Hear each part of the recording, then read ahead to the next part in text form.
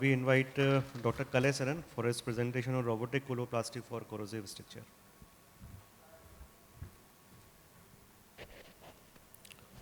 Yeah, thank you for the kind introduction. So, since I thought robotic platform may not be available with everyone, I'll also partly cover the laparoscopic approach. So, the mid-colon esophageal coloplasty, which we have been doing, this is the segment of the colon which is highlighted in green is what is used for bypass, and the blue segment is resected in the neck. And the conduit is based on the ascending branch of left colic artery, and the vessels which are ligated are depicted. And the good outcomes of this technique has been published almost 5 years back, almost 105 cases over 30 years. And a couple of years back, we also published our initial experience with laparoscopic esophageal bypass, the same technique of mid-colon esophageal coloplasty. If you see the trocar position, the one on the left is for the laparoscopic approach. For the robotic approach, the important thing to remember is the trocars are below the level of umbilicus and one assistant trocar just at the infraumbilical level. Start off with a laparoscopic. The first thing, make sure the stomach is normal, and the initial step is control of the vascular pedicles. The first vascular pedicle which we control is the ileocolic pedicle. The approach for the vascular dissection will be similar to what we do in colon cancers, the technique of mesocolic excision with central vascular ligation. So we come close to the origin. That's key, especially when you are doing minimally invasive approach, where you can't lift the colon, see the arcade.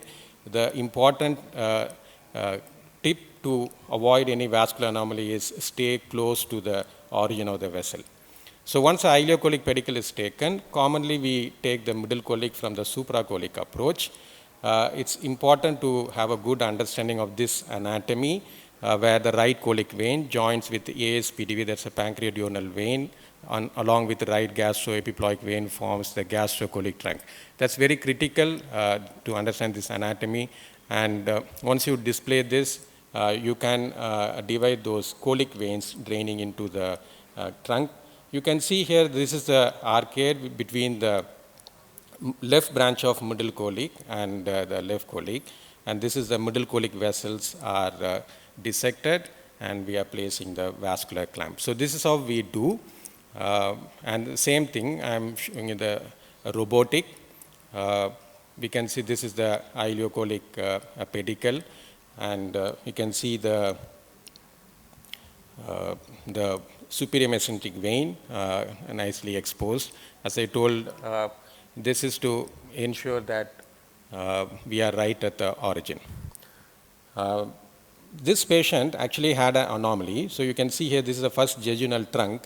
Normally it goes posterior to the superior mesenteric artery and joins on the right side of the SME. Here this was actually lying anterior. And also there was another anomaly. The middle colic vein was actually draining into the first jejunal trunk rather than superior mesenteric vein. So this is the middle colic artery. You can see here, because of this anatomical variation, it lies between the first jejunal trunk and the superior mesenteric vein. So this is the middle colic artery is dissected at the origin. And this is the middle colic vein which is draining to the first jejunal trunk. So this is the infracolic approach, the one which is shown in laparoscopy or supracolic. You can see here, this is the artery, this is the vein, and you can see the division of the right and left branch. So that's the importance of dissecting close to the origin so that you don't damage the arcade. And that's the vein being bulldog applied on the artery. So once this is done, even when we do infracolic, we always reconfirm the anatomy by dissecting the supracolic compartment. This is anywhere required for the colonic mobilization, and exposing the superior mesenteric vein, and again dissecting along the fusion fascia so that you can expose the right colic vein, which drains into the, along with the right gas. You can see the right colic vein, that's a ASPDV, this is a right gastroepiploic vein, joins and form the gastrocolic trunk. Anything which drains to this level, you can take it off. So the right colic vein was divided, and then the colonic mobilization is being performed right up to the hepatic flexure.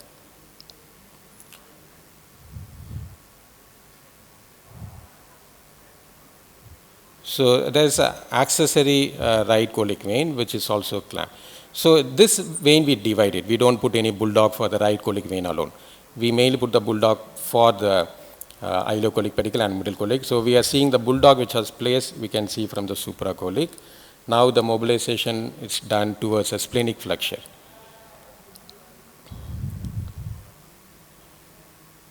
So once this is done, the important thing before we assess a vascular sufficiency is there will be a branch coming from the terminal ileum, so that also clamped, and then you give ICG.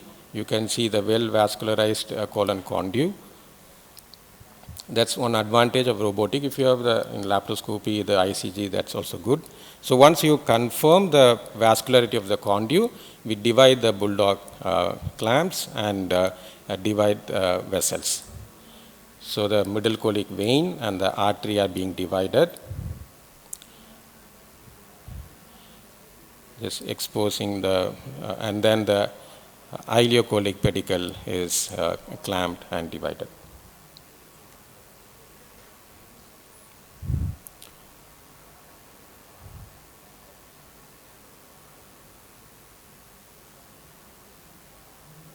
So once this is done, we move towards the terminal ileal mesentery and divide. The division is made. So you can see this is the arcade which comes from the terminal branch of the superior mesenteric artery along with the ileocolic pedicle. So this arcade also has to be divided.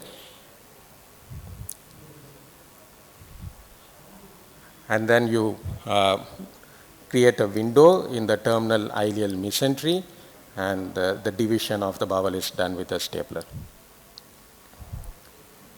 So this is the first step, assessing the vascularity of the conduit and then division. The next is retrosternal tunnel creation.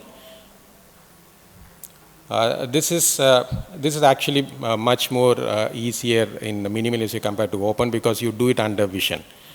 So you divide the round ligament and then move towards falci. So it's important we place a needle from the xiphoid so that we know that we are in the right plane. That's critical. Otherwise, you might enter into the pericardium. And with a pneumo, you can easily dissect. And you can see at one point the camera will turn. So this is because once at particular level we feel that the axis is not good. That's one advantage of robotic. You can turn the camera 180 degree and you can see a very good vision. And we are right at the neck now. So through the neck incision, the assistant places his finger, and then the tunnel is completed. We take the umbilical tape from the neck, and it is placed in the abdominal cavity. The next is you transfer the colon conduit to the neck. This I'll show the laparoscopy part and then the robotic. So you tie the umbilical tape into the terminal ileum, and then you pull it, and you guide it from below. And this is the conduit which is brought into the neck. And you can see here, the important point to remember while dividing the colon is you preserve this arcade also. And then you divide the colon. So you can see here we actually create a window close to the bowel wall, so that this arcade which comes from, although this conduit is based on ascending branch of left colic, you will have one more arcade coming from below. You preserve that also.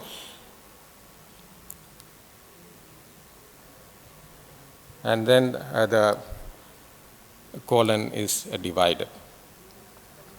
So this is done prior to doing a cologastric anastomosis.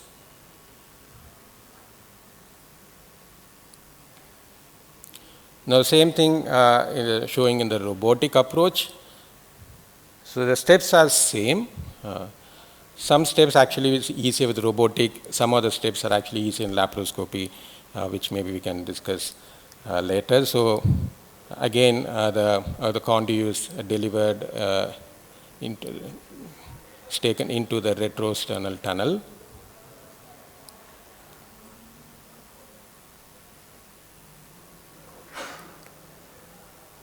So the last is reconstruction. I'll keep it brief because of the shortage of time.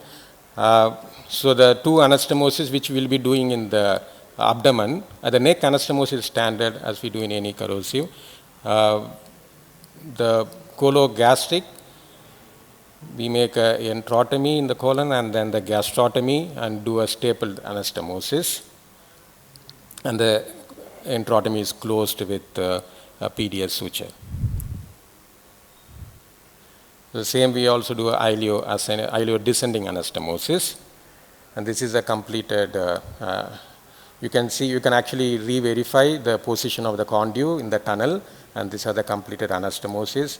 When we do robotic, you can do even a kind of a hand-sewn type of anastomosis. Either we have done both staple and hand-sewn. When we do this, because when the assistant, his angle is not appropriate for placing the staple, then we do a suturing, and that's not difficult with a robotic technique. So that is the cologastric, and this is the ileo descending anastomosis.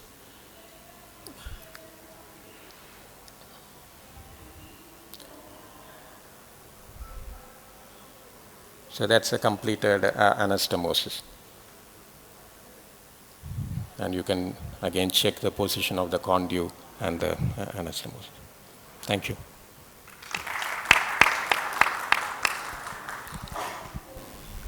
Nice video, Dr. Kalay. And the house is open for discussion. Kalay, superlative video, I guess. So congratulations on that count. But there are so many questions. First thing which some of us who do open and persist with open coloplasty is that there are vascular anomalies, especially on the left or the middle colic, between the middle colic and the left colic arteries, which you tend to encounter on the operation table. So at least some of us have decided to do CT angiographies or some kind of angiography studies to realize as to what I'm going to encounter.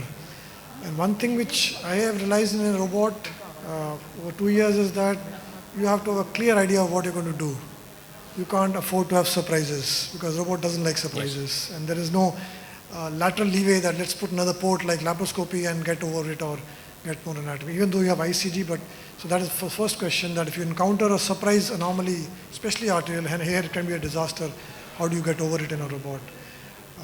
The second question is that I'll be presenting my results of a robotic hepatic angiostomy a little later in the other hall sometime in the day.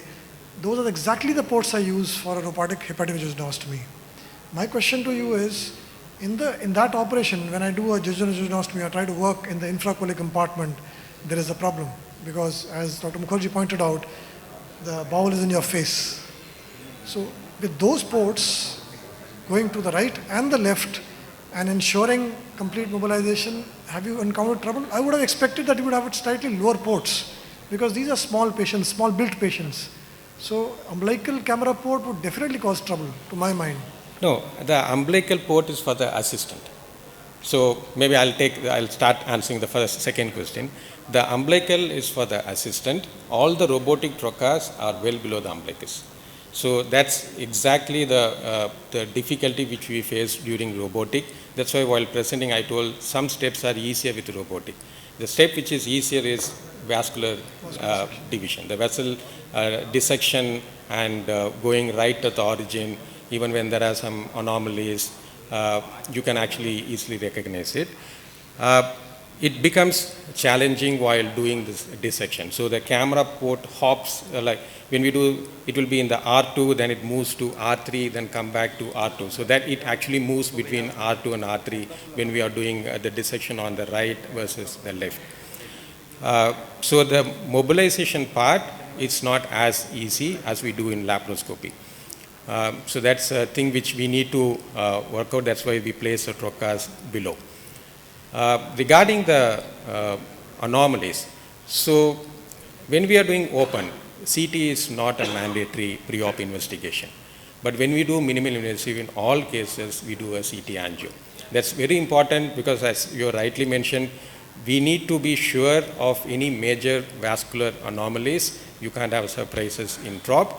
And then the second is, although it's true for open also, but in open you can actually lift the colon, nicely see the arcade. You don't have to go to the origin of vessels in all cases because sometimes you will have a long main trunk of the middle colic. But when you are doing minimal invasive, we go right over the vessel so that even those early divisions, all those things can be taken care of. Pre-op CT is must when you are doing minimal invasive. Excellent video and lovely presentation. I wanted to ask you, what is your, how do you ensure lack of redundancy in the conduit? Because I noticed you transected the bowel before you did the anastomosis. And we teach that we always do the anastomosis first with zero redundancy and then transect the colon with the stapler. So actually what happens, because some of the things will not be covered because it's such a long procedure as it also include. So we take the colon conduit to the neck and we know how much is required. So that is fixed. Then when we come in the abdomen, first actually we take the colon to the stomach, see where the anastomosis will be there without tension and also without much redundancy. Once we determine that, then we go just distal to that and divide the colon. So that we ensure lack of both redundancy and also tension before divide. Whether it's always easier to control the colon when it's still attached rather than when it's detached, when it's transected, distally that is. Just a thought. Okay. If you keep it unconnected, actually lies over the stomach. It can easily be brought together. And then transection at the end is very easy. And transection need not coincide with where you did the vascular transection at all. Yeah. It has no bearing, as you rightly said. You transected beyond the marginal artery. So it doesn't really matter where you transect.